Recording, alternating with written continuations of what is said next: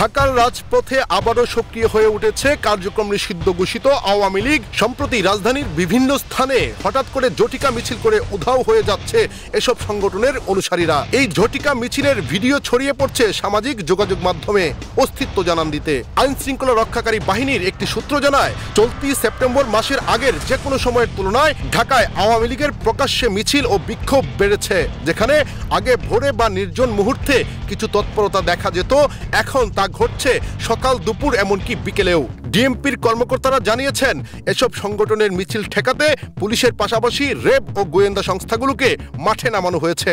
গত শুক্রবার দুপুরে বাংলা মোটরের এনসিপি অফিসের সামনে আওয়ামী লীগ ও ছাত্রলীগের নেতাকর্মীরা অন্তর্বর্তী সরকারের বিরুদ্ধে স্লোগান দিয়ে মিছিল করে ইন্টারকন্টিনেন্টাল হোটেলের দিকে অগ্রসর হয়। সামাজিক মাধ্যমে ভিডিও ছড়িয়ে পড়ার পর পুলিশের পক্ষ থেকে জানানো হয় 12 জনকে গ্রেপ্তার করা হয়েছে। তবে প্রশ্ন উঠছে, যদি গ্রেপ্তার প্রস্তুতির সময়ই হয় তাহলে প্রকাশ্যে এত বড় মিছিল কিভাবে হলো এবং নিষিদ্ধ ঘোষিত সংগঠনের নেতাকর্মীরা কিভাবে নির্ধারিত স্থানেও জড়ো হতে পারলেন। এছাড়াও পল্টন, ধানমন্ডি, তেজগাঁও, বনানী, দারুসালাম, পাইকপাড়া এবং সংসদ ভবন এলাকার মতো গুরুত্বপূর্ণ জায়গায় একের পর এক ঝটিকা মিছিলের ঘটনা ঘটছে। এসব ঘটনায় বেশ কয়েকজনকে গ্রেপ্তার করা হলেও অনেকেই পালিয়ে গেছে। পুলিশ জানিয়েছে, শুধুমাত্র শক্তি প্রয়োগ নয়, গোয়েন্দা নজরদারি ও প্রতিরোধমূলক পদক্ষেপ আরও জোরদার করা হচ্ছে। নিষিদ্ধ সংগঠনের এমন তৎপরতা থামাতে এলাকা ভিত্তিক টহল ও নজরদারি বাড়ানো হয়েছে। ডিএমপির মিডিয়া অ্যান্ড পাবলিক রিলেশনস বিভাগের উপ পুলিশ কমিশনার মোহাম্মদ তালেবুর রহমান জানান, রাজধানীর প্রতিটি থানাকে সর্বোচ্চ সতর্ক অবস্থানে রাখা হয়েছে।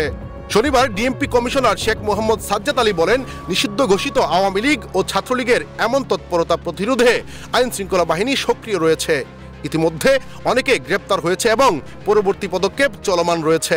প্রসঙ্গত, গত বছরের গণ অভ্যুত্থানে আওয়ামী লীগের পতনের পর সাবেক প্রধানমন্ত্রী শেখ হাসিনা দেশ ত্যাগ করে ভারতে আশ্রয় নেন।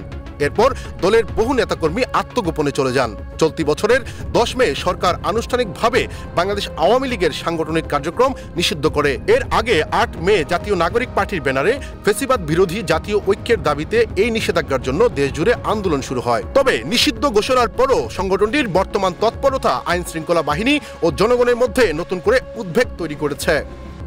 এস এম শামীম, সুখবর।